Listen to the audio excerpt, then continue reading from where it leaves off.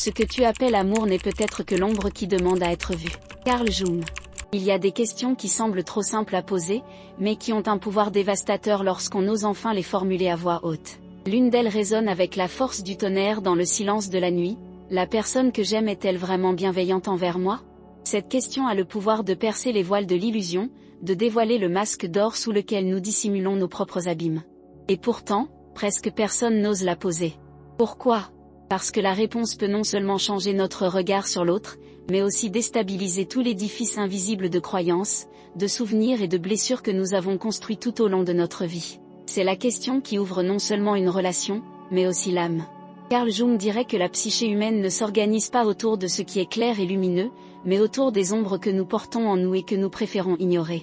Lorsqu'une personne affirme avec assurance être amoureuse, elle s'exprime presque toujours à partir d'un récit intérieur fait de projections, d'images archétypales et de souvenirs enfouis qui refont surface sous couvert d'amour. L'inconscient collectif nous offre des mythes, des symboles et des rôles que nous incarnons sans nous en rendre compte. Mais la question demeure, cinglante et incontournable, cette personne pour laquelle vous souffrez, rêvez et vous êtes dévoué est-elle vraiment quelqu'un qui vous traite avec bienveillance?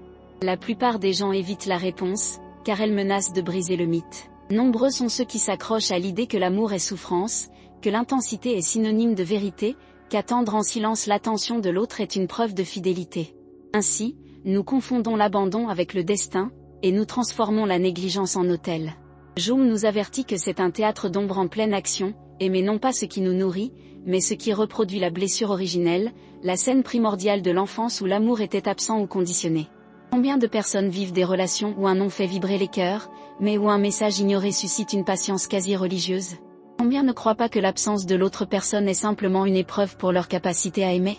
Et combien se cachent derrière leur personnage ce masque social créé pour la survie, feignant la normalité tout en saignant intérieurement? Ce personnage nous fait sourire en public, publier des photos joyeuses, dire à nos amis que tout va bien. Mais dans l'ombre de l'âme, ce qui vibre, c'est l'anxiété, l'attente, la peur constante de perdre quelqu'un qui n'a jamais vraiment été là. La tragédie, comme Jung nous le rappelle, ne réside pas dans le fait que nous aimions. L'amour est inhérent à l'humanité, un archétype universel né de l'inconscient collectif. Le drame commence lorsque nous aimons non pas l'être réel qui est devant nous, mais la projection de notre propre blessure. L'être aimé devient un symbole, un réceptacle pour l'enfant intérieur qui réclame encore le regard qu'il n'a jamais reçu. La question, cette personne est-elle bienveillante envers moi, paraît presque hérétique, car elle brise l'enchantement. Si nous osons y répondre, nous découvrons souvent que l'amour que nous portons n'est pas de l'amour du tout, mais la nostalgie d'une affection jamais éprouvée. Imaginez un instant la figure mythique d'Icare. Il vole vers le soleil, fasciné par l'éclat qui promet la transcendance. Mais ce qui le détruit, ce n'est pas le soleil lui-même, mais l'incapacité à reconnaître que ses ailes n'étaient pas faites pour résister à une telle ardeur. Voilà comment nous sommes lorsque nous confondons désir et souci, absence et profondeur, silence et mystère. Nous appelons amour ce qui nous consume sans jamais nous embrasser. Jung dirait que c'est l'appel de l'ombre, répéter la douleur jusqu'à ce que nous apprenions à la nommer. Cette simple question est une clé de fer qui ouvre d'anciennes portes de la psyché. Quiconque ose la poser risque de retomber sur des souvenirs douloureux. Peut-être une enfance où l'amour était volatile, où la gentillesse était rare, où la chaleur de l'affection était toujours suivie du froid de l'indifférence. Peut-être un père absent, une mère trop occupée, un foyer où l'affection était enseignée non pas comme un droit, mais comme une récompense. C'est là la racine du paradoxe, nous recherchons chez les adultes ce que nous n'avons jamais reçu chez les enfants. Et lorsque nous rencontrons enfin quelqu'un qui reproduit ce schéma, nous ressentons inconsciemment une étrange familiarité. Comme si la douleur était un langage que nous connaissions déjà, et que nous nous y sentions donc chez nous. L'inconscient est rusé. Il ne se contente pas de répéter des histoires, il les met en scène avec une perfection théâtrale. Nous choisissons des partenaires qui disparaissent, qui hésitent, qui ne savent pas s'ils veulent être avec nous. Et nous appelons cela de la passion. Nous acceptons les paroles froides, les retards, les trahisons, et nous nous persuadons pourtant que c'est le véritable amour. Mais au fond, ce n'est qu'une ombre qui ne demande qu'à être dévoilée. Jung disait que nous ne sommes pas maîtres de nos idées, mais que ce sont les archétypes qui nous habitent et nous animent. Lorsque l'archétype de l'abandon domine, nous confondons absence et amour. Voici la cruelle ironie, nous aimons souvent précisément parce que l'autre ne nous traite pas bien. Le cœur s'accroche non pas malgré l'indifférence, mais à cause d'elle. C'est comme s'il existait un sort invisible, où l'amour s'associe à la souffrance, et l'esprit refuse de l'appeler par son nom, il répète le traumatisme.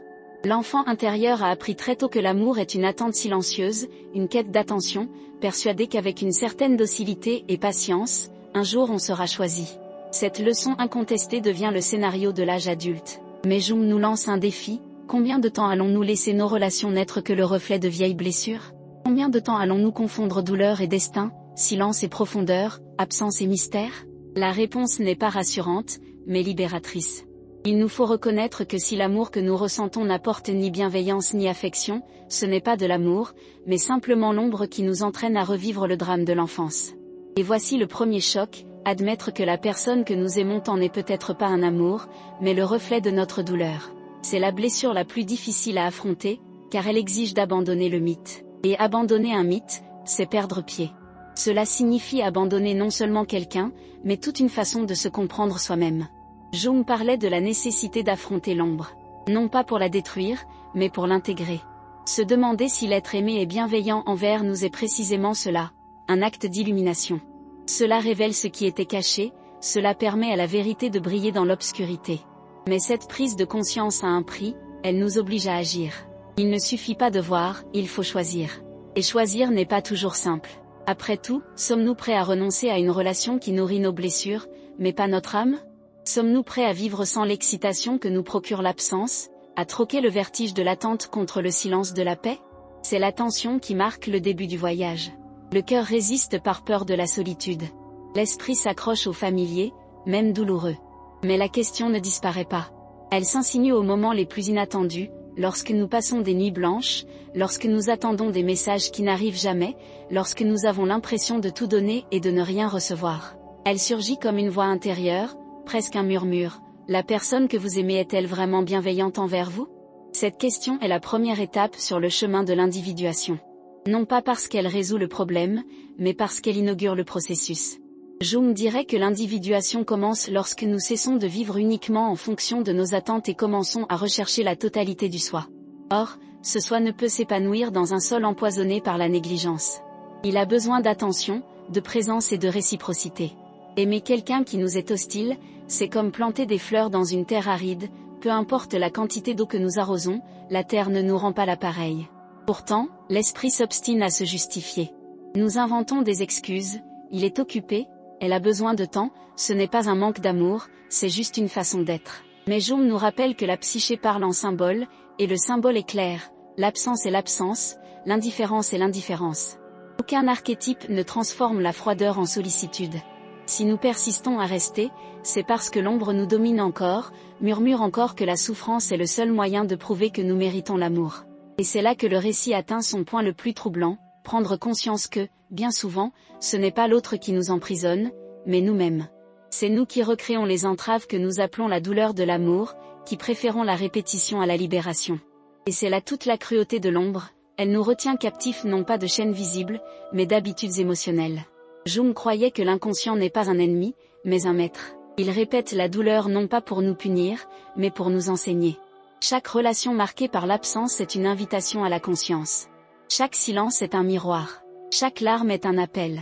La question demeure, telle une porte: la personne que j'aime est-elle vraiment bienveillante envers moi? Répondre demande du courage, car la réponse peut être non. Et face à ce non, le choix s'impose: continuer à vivre dans le mythe d'une passion qui fait mal, ou entreprendre le voyage vers un amour libérateur. Tel est le seuil du voyage, et peu ose le franchir. Et c'est à ce moment précis, ici, que le spectateur doit s'arrêter et se demander: ce que vous appelez amour est-il vraiment de l'amour, ou juste l'ombre qui rejoue sa vieille histoire une fois de plus? Il existe un paradoxe troublant dans le cœur humain: souvent, plus quelqu'un nous blesse, plus nous nous sentons connectés à cette personne. C'est comme si l'absence, le silence ou la froideur agissaient comme un aimant invisible, rendant l'être aimé encore plus indispensable.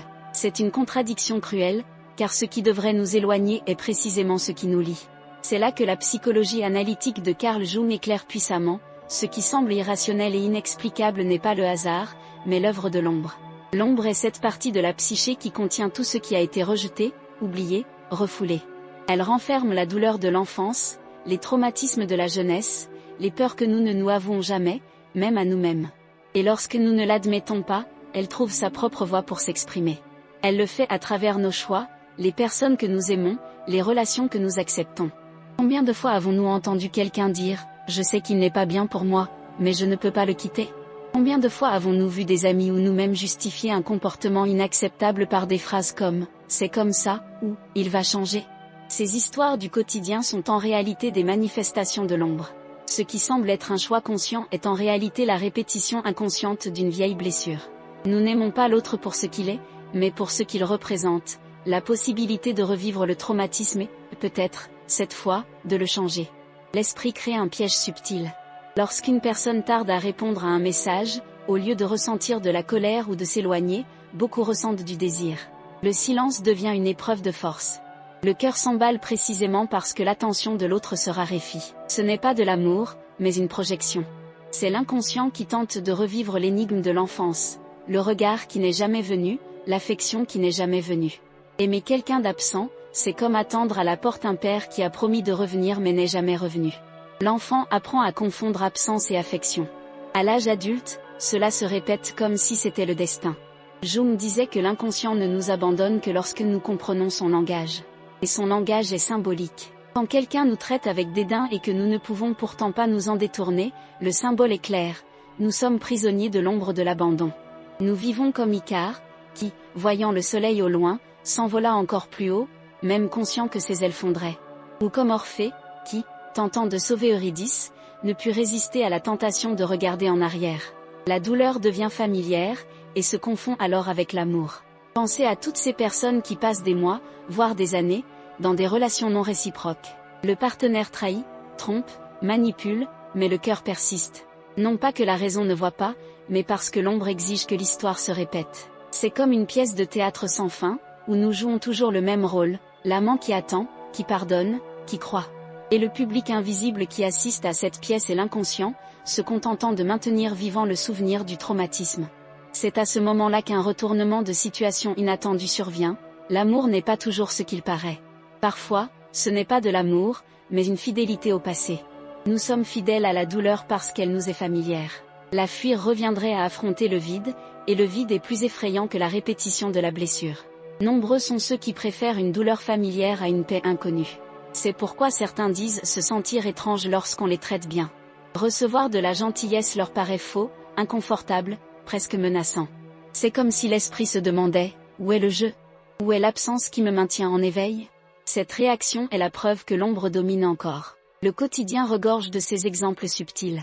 La jeune femme qui choisit sans cesse des hommes indisponibles, toujours impliqués et distants, car elle a appris dès l'enfance que l'amour se mérite. L'homme qui s'abandonne à des relations avec des femmes qui ne l'apprécient pas, car au fond, il revit la quête d'une approbation maternelle jamais venue. L'adulte qui pardonne sans réserve, qui accepte l'humiliation, qui appelle « patience », ce qui n'est en réalité que la peur de perdre le peu d'attention qu'il reçoit. Tous ces scénarios ne sont pas des choix libres, mais des schémas d'ombre qui se répètent comme des sorts. Et Jung disait que l'ombre a quelque chose de démoniaque précisément parce qu'elle se déguise en amour, destin, nécessité. Elle se présente comme une intensité, une passion irrésistible, alors qu'en réalité elle n'est qu'un écho du passé. Et nous, aveuglés par la projection, prenons cette répétition pour la vérité. Nous oublions que l'autre, aussi réel qu'il puisse paraître, n'est pas seulement un être humain face à nous, mais un écran sur lequel nous projetons notre propre absence. Il y a un mystère dans cette dynamique. Pourquoi la souffrance attire-t-elle autant? Peut-être parce qu'elle recèle un espoir secret de rédemption. L'inconscient murmure, si cette fois, je parviens à faire aimer quelqu'un d'absent, je guérirai la blessure d'enfance. Mais cette promesse ne se réalise jamais. Le partenaire absent ne devient pas présent, le froid ne se transforme pas en chaleur, l'indifférence ne se transforme pas en attention. Le cycle se répète, et chaque répétition aggrave encore la blessure. Dans les moments de silence, certains perçoivent même la contradiction. Assis seuls, les yeux rivés sur leur téléphone, ils attendent un message qui n'arrive jamais, et au fond d'eux-mêmes, ils savent, je méritais mieux que ça.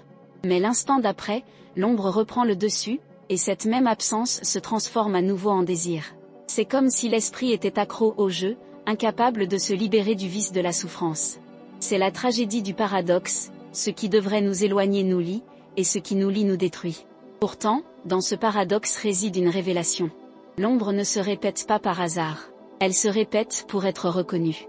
Chaque absence douloureuse, chaque silence blessant, chaque indifférence douloureuse est un appel à la conscience. C'est comme si notre vie entière nous criait, regarde en toi, vois d'où vient ce besoin, affronte la racine du vide. L'ombre n'est pas un ennemi. C'est un guide. C'est la part oubliée de nous-mêmes qui tente de rentrer chez elle. Mais affronter l'ombre demande du courage. Cela signifie admettre que nous n'avons peut-être jamais connu l'amour tel qu'il est vraiment. Cela signifie accepter que ce que nous appelons amour n'a souvent été qu'un prolongement de la douleur. Il est douloureux de reconnaître qu'une relation apparemment si intense n'est peut-être que la répétition d'un schéma enfantin. Mais c'est aussi libérateur. Car une fois que nous voyons l'ombre, elle perd une partie de son pouvoir. La question revient alors avec encore plus de force. Si la personne que j'aime n'est pas bienveillante envers moi, pourquoi est-ce que je continue à aimer? Et la réponse, bien que difficile, est claire. Parce que je reste fidèle à l'enfant qui croyait que l'amour et l'absence étaient indissociables. L'ombre me maintient fidèle à ce scénario. Mais Jung nous rappelle que nous ne devenons entiers que lorsque nous brisons cette fidélité aveugle. L'individuation commence lorsque nous cessons d'appeler la blessure destin, et commençons à l'appeler par son vrai nom, la répétition. Et ainsi, peu à peu, nous commençons à comprendre que la bonté n'est pas un détail, mais une essence. Que l'amour ne peut être absence, car l'absence ne nourrit pas. Que la bonté n'est pas faiblesse, mais fondement. Le véritable amour ne reproduit pas la blessure, mais l'embrasse et la guérit. Le paradoxe se dissipe lorsque nous comprenons que la douleur n'est pas une preuve d'amour, mais simplement le signe que l'ombre n'a pas encore été intégrée. Et à ce moment-là, au moment même où cette prise de conscience commence à poindre, la plus grande tentation surgit, celle de revenir à la répétition. L'ombre offre le réconfort de ce que nous connaissons déjà. Le vide du changement semble insupportable. Mais c'est précisément à ce moment-là que le choix devient décisif. Rester prisonnier du cycle de l'absence ou oser franchir le pas vers un amour qui ne fait pas mal. Le paradoxe de l'amour qui fait mal est une invitation. Il nous invite à regarder en nous-mêmes, à reconnaître que ce n'est pas l'autre qui détient le pouvoir, mais notre ombre. Il nous met au défi de transformer la douleur en conscience, l'absence en force, le silence en révélation. Mais la question qui se pose au terme de cette réflexion est encore plus troublante. Sommes-nous prêts à abandonner l'intensité trompeuse de la douleur pour expérimenter la sérénité souvent méconnue de la bienveillance? C'est le seuil qui prépare le passage à l'étape suivante. L'amour qui blesse s'est déjà révélé dans toute sa contradiction. Le cœur commence à comprendre que ce qui le retient n'est pas l'amour, mais l'ombre. Mais la question demeure, comment sortir d'un schéma aussi profondément ancré, s'il semble faire partie intégrante de notre être? Chaque vie d'adulte est, dans une certaine mesure, une tentative de déchiffrer les énigmes laissées par l'enfance. Ce que nous appelons amour émerge rarement pur et limpide, tel une source intacte. Il est contaminé par des souvenirs, des silences, des attentes inassouvies et des regards jamais venus. Carl Jung disait que l'inconscient collectif offre les grands archétypes de l'humanité, mais que c'est l'enfance qui leur donne forme et couleur. C'est là, dans les premières années de la vie, que nous apprenons à associer l'amour à la présence ou à l'absence, à la chaleur ou à la froideur, à l'attention ou à l'indifférence. Et une fois cette association gravée, elle devient un scénario. Nous grandissons, mais nous continuons à jouer la même pièce. On change d'acteur, mais l'intrigue demeure. Nombre d'entre nous ont été façonnés par une ambiguïté cruelle, des parents qui auraient dû être une source d'affection, mais qui se sont montrés absents, durs et incohérents. L'enfant, incapable d'en comprendre les raisons, conclut que c'est de sa faute. S'il n'a pas été aimé comme il le fallait, c'est qu'il ne le méritait pas. S'il n'a pas été vu, c'est qu'il n'était pas digne d'être vu. Ce raisonnement, bien qu'injuste, est le seul qui garantisse la survie psychique. Mieux vaut croire que quelque chose ne va pas chez soi que d'admettre que ceux qui auraient dû offrir une protection ont échoué. Mieux vaut porter la culpabilité que d'affronter le vide de l'abandon. C'est ainsi que se crée le premier nœud, ce que Jung appellerait un complexe. Un complexe n'est pas seulement un souvenir douloureux, mais un champ d'énergie psychique qui reste actif, attirant des expériences similaires. Ceux qui ont grandi en apprenant que l'amour est lié à l'absence ont du mal à accepter un amour plein et stable à l'âge adulte. L'inconscient cherche à répéter la blessure, comme pour dire « retourne en arrière, revis-la, peut-être que ce sera différent maintenant ». Mais c'est rarement le cas. Vous êtes-vous déjà demandé pourquoi certains schémas se répètent comme par le destin? Pourquoi les mêmes histoires arrivent-elles à différentes personnes, comme si une force invisible dirigeait l'intrigue? Ce n'est ni un hasard, ni une coïncidence. C'est l'inconscient qui met en scène le mythe personnel né dans l'enfance. L'enfant qui a attendu des heures un câlin qui n'est jamais venu apprend lui aussi à attendre à l'âge adulte. L'enfant qui a entendu le silence au lieu de mots affectueux, à l'âge adulte, confond le silence avec un amour profond. L'enfant qui a appris à se contenter de miettes, à l'âge adulte, les appelle un festin. Ainsi, la confusion s'installe, le cœur croit aimer, alors qu'en réalité, il ne fait que répéter la logique de l'enfance. Et le plus terrifiant, c'est que cette répétition semble naturelle, comme si elle faisait partie intégrante de la vie. Il y a un détail sombre dans ce processus, l'enfant ne perd jamais espoir. Même face au rejet, même face à la froideur, il continue de croire qu'un jour il sera choisi. Cet espoir, qui dans l'enfance est un mécanisme de survie, se transforme à l'âge adulte en condamnation. Nous espérons que les partenaires absents changeront, que les personnes froides deviendront chaleureuses, que quelqu'un qui ne nous a jamais valorisés se réveillera un jour et nous reconnaîtra enfin. Et chaque déception renforce encore la blessure originelle. Avez-vous déjà remarqué que ce que nous désirons le plus est souvent précisément ce que nous n'avons jamais eu? Et pourquoi nous obstinons-nous à rechercher chez les autres ce qu'ils ne nous ont jamais donné?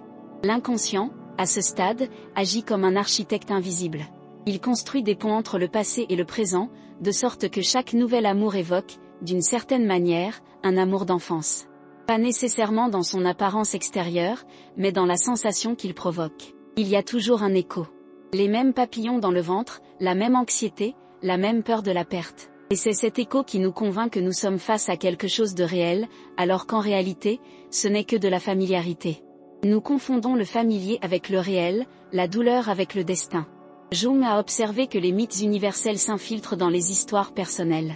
L'archétype de l'enfant abandonné, présent dans tant de récits, n'est pas une simple légende. Il se manifeste dans la vie réelle, dans les petites histoires de chaque individu. Combien de contes de fées parlent d'orphelins, d'enfants oubliés, de héros qui grandissent sans parents? Ces mythes ne sont pas que fiction, ce sont des symboles qui révèlent des vérités psychiques. Chacun de nous porte en lui une part de ces récits, et c'est souvent cette part qui guide nos choix amoureux. Considérez combien d'adultes semblent constamment en quête d'approbation.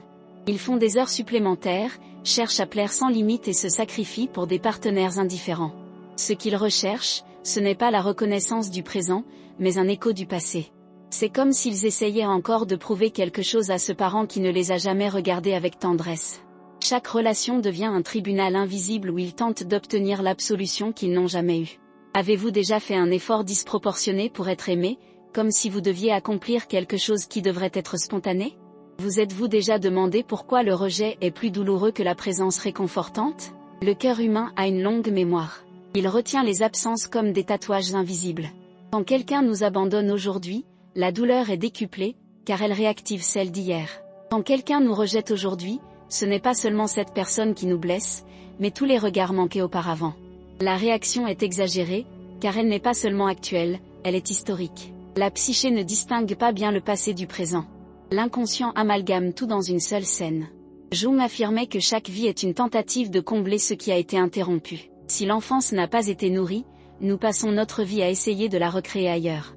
Mais, faute de reconnaître ce schéma, nous choisissons précisément ceux qui ne peuvent pas nous apporter ce dont nous avons besoin.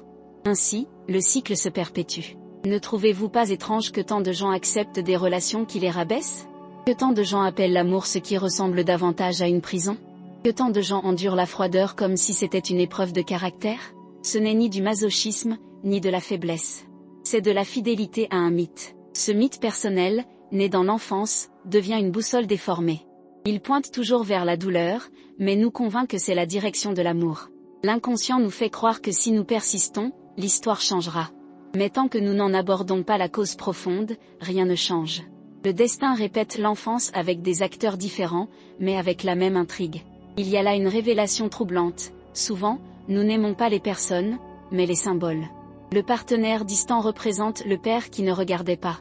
Le partenaire froid représente la mère qui ne nous a pas embrassés. Nous n'aimons pas l'autre, mais la possibilité de corriger le passé. Et cela ne fonctionne jamais, car le passé ne peut être réparé dans le présent. On ne peut que l'accepter. Avez-vous déjà réalisé que vous n'avez peut-être jamais pleinement aimé une personne réelle, seulement le reflet d'une absence?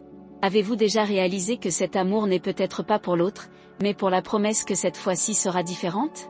Le chemin proposé par Jung est douloureux mais libérateur. Il ne nous invite pas à détruire l'enfance, mais à l'affronter. À considérer le mythe personnel comme un mythe, et non comme une destinée. À reconnaître que l'amour adulte n'a pas besoin de répéter la logique enfantine. Ce n'est qu'en percevant clairement le schéma que nous pouvons le briser. L'ombre cesse de régner lorsqu'elle est révélée. Mais mettre cela en lumière demande du courage. Cela exige d'admettre que l'histoire d'amour que nous vivons n'en est peut-être pas une, mais une histoire de fidélité à la douleur. Cela exige d'admettre que la familiarité n'est pas un signe de vérité, mais de répétition. Cela exige d'accepter que la gentillesse est le critère, et non un détail. Et c'est là que se pose la question la plus dérangeante. Sommes-nous prêts à abandonner l'enfance comme guide de nos relations? Ou préférerions-nous continuer à appeler amour ce qui n'est que l'écho d'une absence ancienne? Il y a des moments où nous croyons aimer quelqu'un avec une intensité unique, comme si cette rencontre était le destin, comme si aucune force ne pouvait expliquer le magnétisme que nous ressentons. Cette personne semble porter un mystère dans chaque geste, une promesse dans chaque silence, un appel irrésistible dans chaque absence. Mais ce contre quoi Jung nous a mis en garde, et que nous sommes rarement prêts à admettre, c'est que nous n'aimons souvent pas l'autre dans sa réalité concrète. Nous aimons notre propre ombre projetée sur lui, nous nous tenons devant un miroir qui reflète non pas qui il est, mais ce que nous nous cachons à nous-mêmes. Cette idée peut paraître inconfortable, presque offensante, car nous voulons tous croire que l'amour que nous ressentons est authentique, pur et destiné à une personne spéciale. Mais songez à la part de nous-mêmes qui se perd dans chaque relation. À quel point attentes, fantasmes, peurs et désirs inconscients se mélangent jusqu'à ce que nous ne sachions plus si nous voyons la personne ou seulement l'image que nous nous en sommes faites. Combien de fois avons-nous entendu quelqu'un dire qu'au début tout semblait parfait, comme s'il avait trouvé l'âme sœur, pour finalement réaliser au bout d'un moment qu'il se trouvait face à quelqu'un de complètement différent? La désillusion, si fréquente, ne vient pas seulement du fait que l'autre a changé, mais aussi du fait que la projection a commencé à se dissoudre. Le miroir s'est fissuré, révélant le vrai visage derrière le masque. Jung appelait cela la projection, le processus inconscient qui consiste à imposer aux autres des aspects de nous-mêmes que nous ne reconnaissons pas.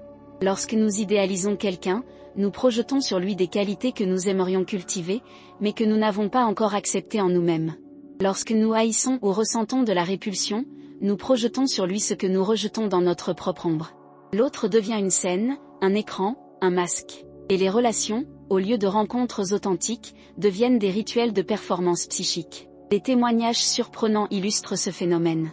Des histoires de personnes qui tombent follement amoureuses de quelqu'un après une brève rencontre, convaincues d'avoir trouvé l'amour de leur vie, pour découvrir plus tard qu'elles ne savent presque rien de la personne.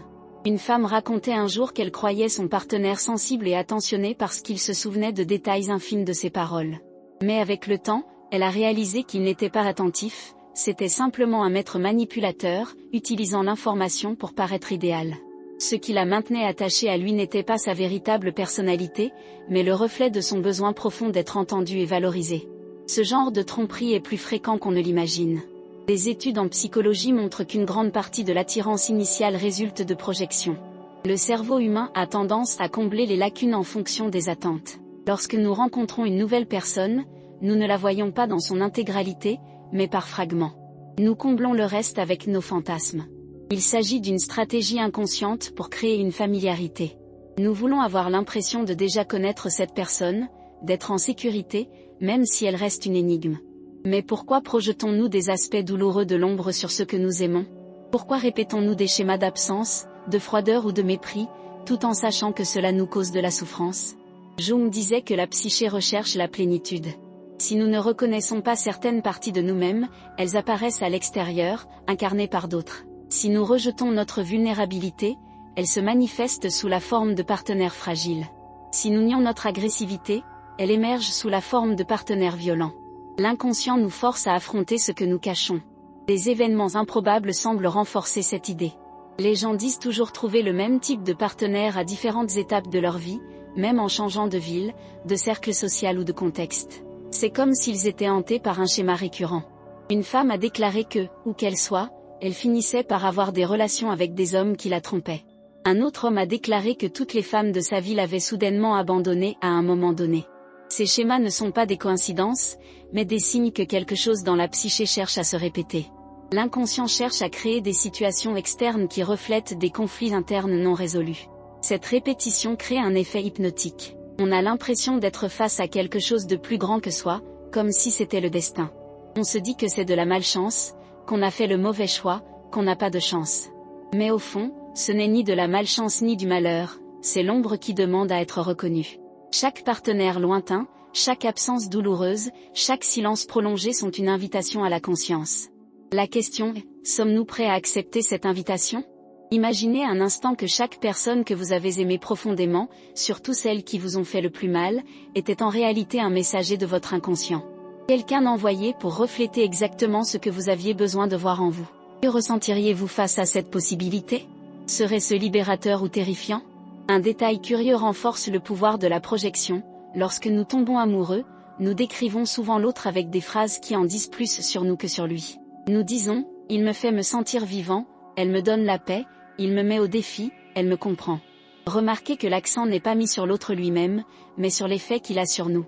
Nous parlons toujours de la façon dont il nous reflète. L'amour, dans ce sens, devient davantage un miroir qu'une rencontre. Jung croyait que c'était une étape inévitable de l'amour.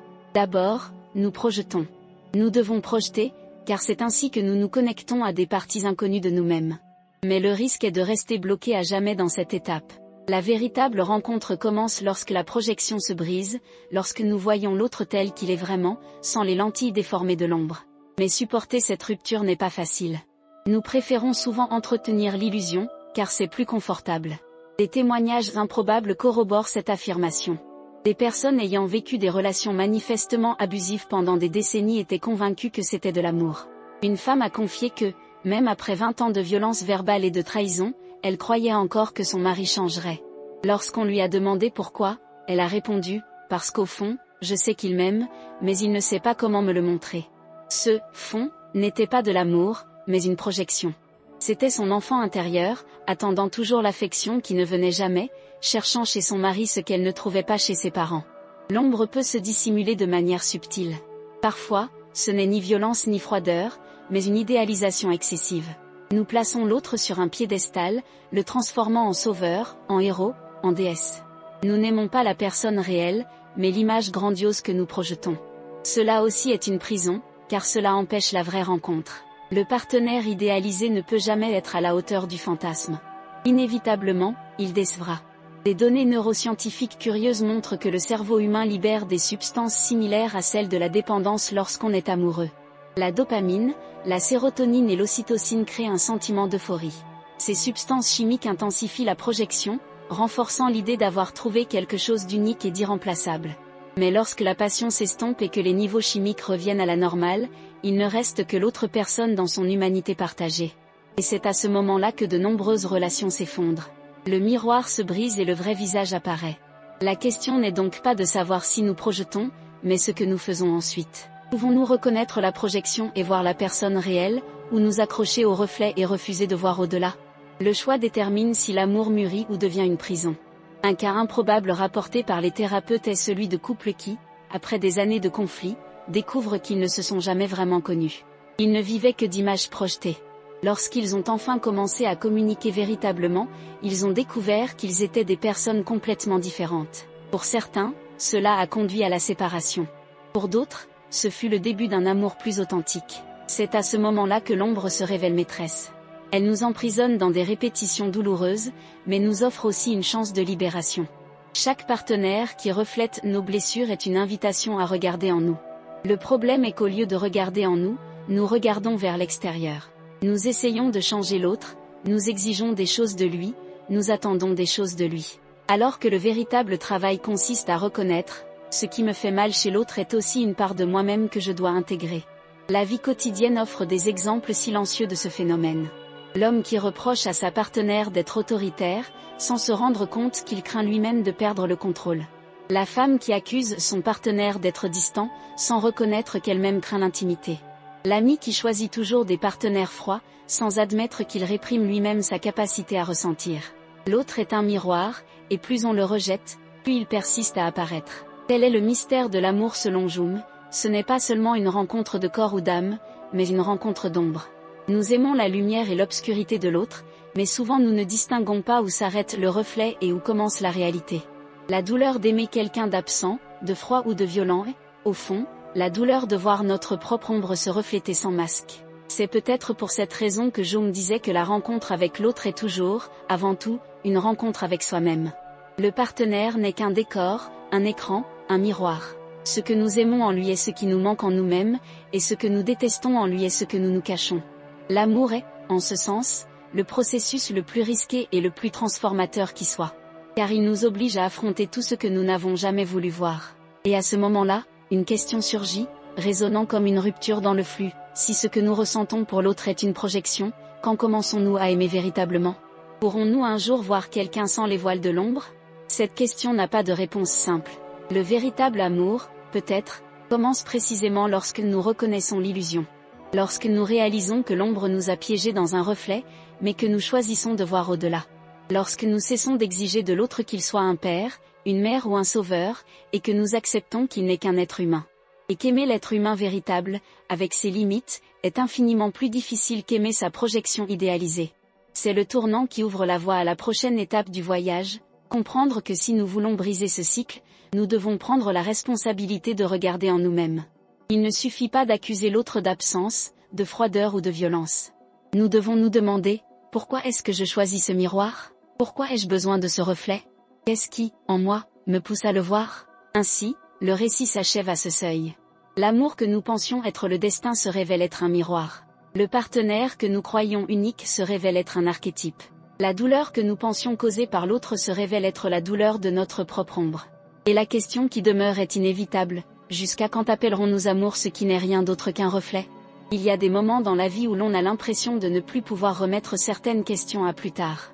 On passe tellement de temps à répéter des schémas, à accepter des absences, à s'obstiner dans des relations qui ne nous offrent aucune paix, qu'il arrive un moment où notre âme se met à réclamer un changement.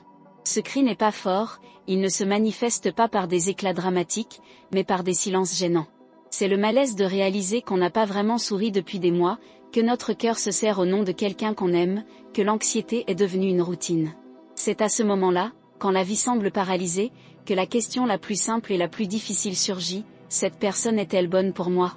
Cette question a le pouvoir de briser des charmes tenaces. C'est comme si la lumière éclairait soudain une pièce scellée depuis des années. Tout devient trop clair, douloureusement clair, et il n'y a plus de faux semblants.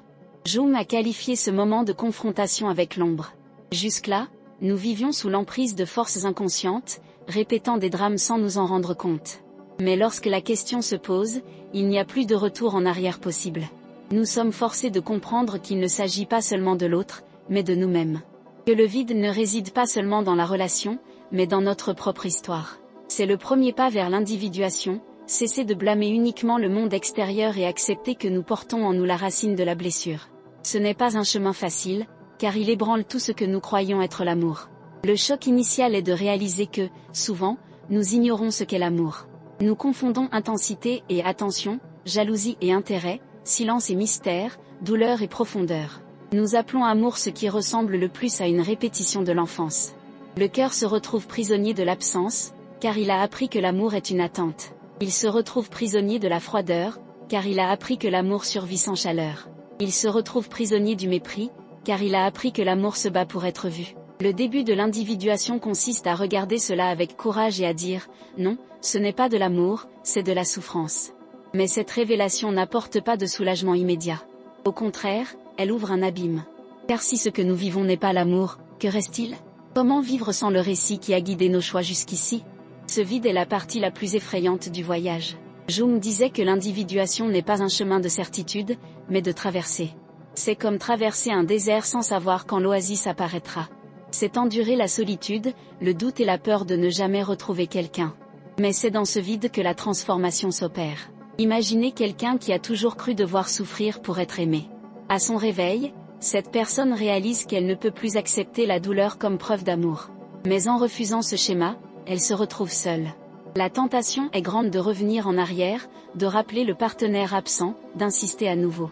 C'est le désert de l'individuation, résister à l'envie de revenir à ce qui est familier, même si c'est destructeur. Chaque minute est une lutte intérieure entre le désir de céder et la volonté de se libérer. C'est là que l'ombre devient la plus dangereuse. Elle murmure, « Tu ne trouveras jamais mieux, mieux vaut peu que rien, la solitude est insupportable ». Le rôle de l'ombre est de nous ramener à la répétition. Mais Jung disait que nous ne devenons entiers que lorsque nous faisons face à cette voie et avançons. L'individuation exige de traverser la nuit noire de l'âme, où il n'y a ni garantie ni récompense immédiate. Des témoignages de personnes ayant vécu ce processus décrivent une sensation de mort intérieure. Une femme a raconté qu'après avoir mis fin à une relation abusive, elle avait passé des mois sans dormir correctement, sans ressentir de joie et sans croire en l'avenir. Mais peu à peu, elle a pris conscience d'une nouvelle réalité, elle a commencé à se sentir entière. Elle a découvert qu'elle pouvait prendre des décisions sans peur et qu'elle possédait des forces qu'elle ignorait. Ce qui semblait être la mort était en réalité une renaissance. C'est le paradoxe de l'individuation, nous devons mourir à une version de nous-mêmes pour qu'une autre puisse naître. Et vous, vous êtes-vous déjà demandé si vous auriez le courage de laisser mourir cette part de vous qui persiste à ressasser de vieilles blessures? Avez-vous déjà pensé que le plus grand acte d'amour que vous puissiez éprouver n'est peut-être pas d'aimer autrui, mais de vous aimer suffisamment pour ne pas accepter la souffrance? C'est à ce moment-là que le rythme de la vie s'intensifie. Tout semble fragile, instable, dangereux. Les émotions se mélangent. Parfois, on ressent de la colère envers l'autre, parfois du désir, parfois du soulagement. C'est une véritable montagne russe psychique. Mais c'est aussi le signe que quelque chose est en train de changer. Car la répétition n'a apporté que la monotonie, et maintenant, place au mouvement. Le chaos est signe de transformation. Jung nous a rappelé que l'individuation est un processus autant spirituel que psychologique. Il ne s'agit pas seulement de comprendre rationnellement ce qui se passe, mais de laisser la place au soi, à la totalité de la psyché, pour se manifester. Le soi est comme une boussole intérieure qui pointe toujours vers l'intégration, vers l'équilibre entre ombre et lumière. Lorsque nous refusons le schéma destructeur, c'est le soi qui se manifeste, nous appelant à un amour plus authentique. Mais le soi n'impose rien, il invite seulement. Le choix nous appartient. Sur ce chemin, la tension s'intensifie, car le monde extérieur semble comploter contre nous. Nos amis peuvent nous dire que nous sommes trop exigeants. Des membres de notre famille peuvent nous conseiller de nous donner une seconde chance. La société elle-même, qui banalise les relations douloureuses, nous pousse à ne pas rester seuls. Tout semble nous repousser. Mais l'appel intérieur demeure ferme. N'acceptez pas moins que l'attention, n'acceptez pas moins que la gentillesse, n'acceptez pas moins que la vérité. Le grand tournant survient lorsque nous réalisons que ce que nous recherchons à l'extérieur a toujours été en nous. L'affection que nous avons implorée des autres, l'attention que nous avons implorée, la validation qui n'est jamais venue, nous pouvons nous offrir tout cela. Cela peut paraître cliché, mais c'est l'essence même de l'individuation. Intégrer l'ombre, c'est reconnaître que nous possédons déjà en nous ce que nous cherchions dans le miroir des autres. En nous donnant ce dont nous avons besoin, nous cessons d'être otages de l'absence. Et comment cela se manifeste-t-il au quotidien? De manière simple et puissante. Celui qui autrefois implorait des messages commence à se sentir en paix même lorsque le téléphone ne sonne pas. Celui qui autrefois acceptait les insultes en silence répond désormais avec fermeté. Celui qui autrefois s'humiliait pour être aimé regarde maintenant les autres dans les yeux et dit « Je mérite mieux ». Non pas parce que le monde a changé, mais parce que son psychisme a trouvé un nouveau centre. Ce moment est révélateur, mais aussi source de tension. Car en adoptant cette nouvelle posture, de nombreuses relations s'effondrent. Ceux qui étaient habitués à notre soumission s'éloignent. Ceux qui ont profité de notre fragilité nous rejettent. On a l'impression de perdre, mais en réalité, on gagne de l'espace pour quelque chose de nouveau. Jung dirait qu'il faut traverser la mort symbolique des anciennes relations pour laisser place à la naissance de liens authentiques. Et ici, l'histoire prend des contours presque mythiques. Tout être humain qui ose briser le schéma de l'ombre devient comme un héros qui traverse les enfers. Il descend dans les profondeurs, affronte ses monstres intérieurs, résiste aux voies de la tromperie et revient transformé. Ce n'est pas un chemin facile, mais c'est le seul qui mène à la liberté. L'individuation n'est pas seulement une guérison personnelle, c'est aussi un héritage collectif. Car en rompant avec la répétition, nous ne transmettons pas la même blessure. Nous nous libérons nous-mêmes et les générations futures. Mais la tension finale demeure, aurons-nous la force de maintenir cette nouvelle conscience? Résisterons-nous à l'envie de faire marche arrière lorsque l'ombre tente de nous séduire par la promesse d'une fausse intensité? L'individuation n'est pas une victoire ponctuelle, mais un processus continu. Nous devons choisir, jour après jour, de ne plus revivre la douleur. Nous devons surveiller nos propres pensées, remettre en question nos propres excuses et reconnaître quand l'ombre tente à nouveau de se déguiser en amour. Le récit s'achemine ainsi vers sa conclusion. Le spectateur, captivé jusque-là, sait que la question centrale n'a pas disparu.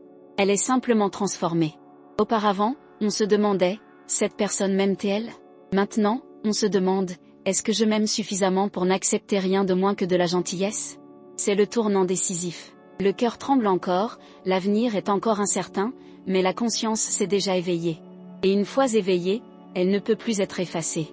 Le chemin de l'individuation a déjà commencé, et il n'y a pas de retour en arrière possible. La prochaine étape sera de faire face au choix ultime, rester dans le cycle ou franchir la porte étroite de la transformation.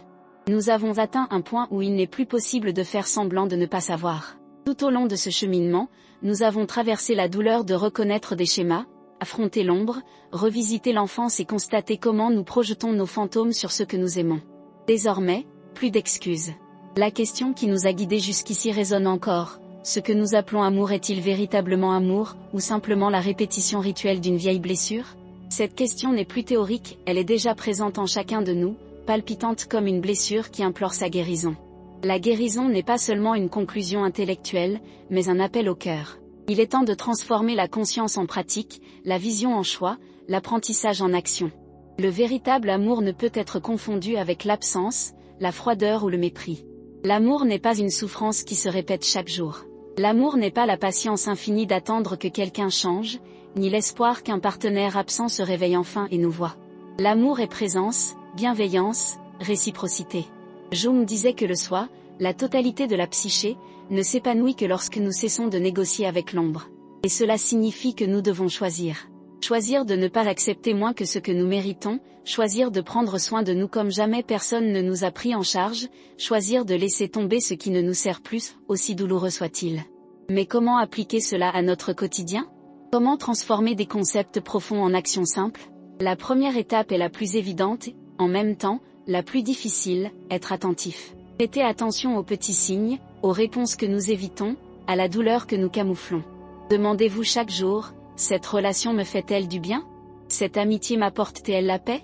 Cet amour me nourrit-il ou ne fait-il que rouvrir des blessures? Se poser constamment cette question est une façon de révéler les zones d'ombre à la conscience. Ce qui était autrefois caché devient visible, et une fois visible, il ne nous domine plus avec la même force. Une autre étape consiste à s'observer sans jugement. Nous tombons souvent dans le piège de nous culpabiliser de répéter des schémas, d'aimer ceux qui nous blessent, de persister dans des relations qui ne nous respectent pas. Mais se culpabiliser n'est qu'un autre piège de l'ombre. Le chemin vers l'individuation ne requiert pas la perfection, il exige la conscience. Chaque fois que nous remarquons un schéma, même si nous ne pouvons pas encore le briser, nous avançons déjà. C'est comme allumer des bougies dans une pièce sombre. La lumière peut être faible, mais elle transforme déjà le paysage. Nous devons aussi cultiver un nouveau critère de choix, la gentillesse. Peu importe que la personne soit belle, fascinante, charismatique ou intense. Rien de tout cela ne soutient le véritable amour sans gentillesse. La gentillesse n'est pas un détail, c'est un fondement. La présence n'est pas un luxe, c'est l'essence même. Si quelqu'un nous rabaisse, nous ignore, nous humilie, ce n'est pas de l'amour. C'est le résidu d'un traumatisme. Si quelqu'un nous regarde, nous écoute, nous soutient, alors commence la véritable rencontre. C'est simple et radical, nous ne devrions aimer que ceux qui sont bons envers nous. Ce critère peut paraître évident, mais il est révolutionnaire. Car on nous a appris à croire que l'amour est un sacrifice, qu'il est normal de souffrir, que la douleur rend plus fort. Combien de chansons, de films et d'histoires idéalisent la souffrance? Combien de fois avons-nous entendu dire que l'amour endure tout? Mais Jung nous rappelle qu'endurer l'insupportable n'est pas une vertu, c'est une prison. L'amour n'a pas besoin d'être prouvé par la souffrance, car le véritable amour se prouve par la paix. En pratique, cela signifie dire non quand c'est nécessaire. Cela signifie mettre fin à des cycles qui ont déjà fait leurs preuves. Cela signifie accepter la solitude pour un temps plutôt qu'une relation qui nous détruit. La solitude peut être douloureuse au début, mais elle nous rend à nous-mêmes. Et une fois que nous avons appris à être en paix avec nous-mêmes, nous n'acceptons plus jamais de compagnie miette. C'est l'épreuve la plus difficile, mais aussi la plus libératrice. Il est également nécessaire de retrouver l'enfant intérieur. Cette part de nous qui a appris à attendre, à supplier, à implorer l'amour a besoin d'être entendue. Nous pouvons le faire en silence, en méditant, en écrivant un journal, en nous parlant franchement. Dire à cet enfant, je te vois, je reconnais ta douleur, je sais que tu méritais mieux. Ce simple geste symbolique est une façon d'intégrer l'ombre. C'est s'offrir l'affection que nous n'avons jamais reçue. Et plus nous le faisons, moins nous dépendons de la chercher à l'extérieur. Vous êtes-vous déjà demandé ce qui se passerait si vous commenciez à vous traiter avec la même bienveillance que vous attendez des autres aujourd'hui? Comment vos choix changeraient-ils si vous deveniez le premier à n'accepter rien de moins que ce que vous méritez? Jung disait que l'individualisation est un processus permanent, mais que chaque pas compte. Et ce pas peut commencer par de petits détails, choisir de ne pas répondre à un message humiliant, choisir de ne pas insister auprès de quelqu'un qui s'en fiche, choisir de ne pas s'excuser de vouloir être pris en charge. De petits choix quotidiens tracent un nouveau chemin. À chaque non que nous disons à ce qui nous détruit, nous disons oui à ce qui nous construit. Bien sûr, il y aura des rechutes. Il y aura des jours où l'ombre semblera plus forte, où la tentation de revenir à la répétition sera presque irrésistible. Mais chaque résistance renforce le soi. Chaque fois que nous restons fidèles à la bienveillance comme critère, nous faisons un pas vers la plénitude. Voilà le véritable travail spirituel de l'amour. L'impact de ce chemin va au-delà de nous-mêmes. En choisissant de ne pas répéter la blessure, nous cessons également de la transmettre aux autres. Nous n'apprenons pas à nos enfants que l'amour est une absence. Nous ne montrons pas à nos amis que la souffrance est normale. Nous ne renforçons pas les récits de sacrifice.